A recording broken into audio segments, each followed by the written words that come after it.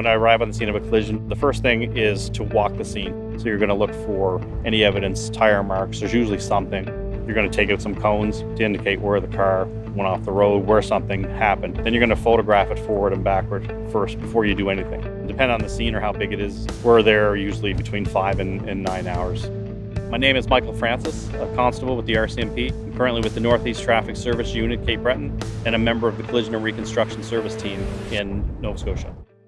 So we're responsible for 4 100 series highways. So anything that happens on those highways, we're responsible for. So sometimes, mostly of course, it's driving complaints, possible impaired drivers, collisions. The most common calls that we would get would be, they always come in as an aggressive driver. So it's usually somebody that's driving behind someone that's literally driving all over the road. And again, it could be various reasons. It could be someone just not paying attention.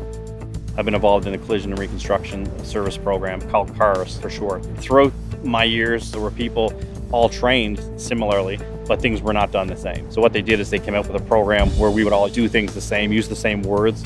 Every file is peer reviewed by 2 people. So you're getting the same package, you're getting the same story, no matter who writes it. A better end result for everyone, for the victims, for the families, for the courts. A few years ago, we had a hit and run on the 125 highway, which became a very big media story. The driver and the vehicle were unknown, but through the investigation, we were able to find the vehicle that struck the person and killed them, and we were able to find all the people involved in that. The driver of that vehicle, I think, is still currently in jail. There's some real benefits, like just emotionally, just to solve something like that, where you really at the beginning you have virtually no evidence, and then to go in the end and solve it all. You had a number of people that worked on it just nonstop, day and night, and to see the result. Everyone wants to know in the end what happened. So when we're done with this report, it is literally probably 300 plus pages long. So there's a massive file when you're done. I want that best report because everyone's going to look at that. The family's probably going to want to read that. You see the lawyers getting it, you see the insurance companies getting it. Everyone wants to know what is the liability, whether it be financial liability, whether it be criminal liability.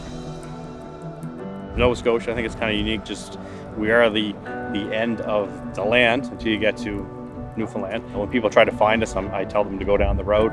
If you hit the ferry or the water, you've gone too far, turn around and come back, because our office is only 2 or 3 minutes from the Newfoundland ferry.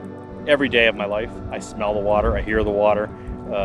Even in the town, you hear the horn of the ferry at near 11 p.m. to tell you, hey, that boat's going to be leaving in a minute. So even if you didn't have your watch on, you can just hear these sounds and know what time it is.